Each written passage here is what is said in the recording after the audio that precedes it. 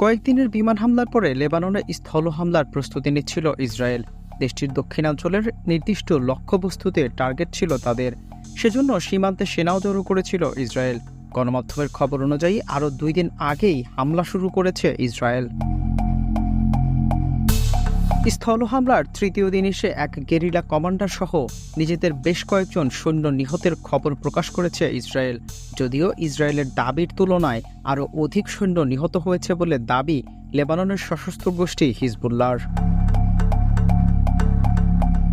বুধবার ইসরায়েলের প্রতিরক্ষা সংস্থা IDF এক বিবৃতিতে একজন কমান্ডার ও 7 সেনা সদস্যের মৃত্যুর কথা জানান।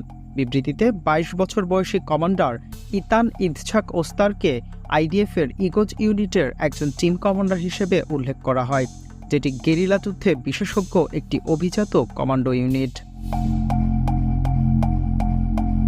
এছাড়াও আরও বেশ কিছু সেনা সদস্যকে বিমানে করে চিকিৎসার জন্য নিয়ে যাওয়ার একটি ভিডিও প্রকাশ করা হয় সামাজিক যোগাযোগ মাধ্যমে, যেখানে দেখা যায় কিছু আহত সেনা সদস্যকে বিমানে করে নিয়ে আসা হয় চিকিৎসার জন্য। হিজবুল্লাহর পক্ষ থেকেও এক বিবৃতিতে সংঘর্ষের কথা নিশ্চিত করা হয়েছে। দাবি করা হয়েছে ইসরায়েলের সঙ্গে প্রতিরোধ যোদ্ধাদের বেশ কয়েকটি সংঘর্ষ ঘটেছে।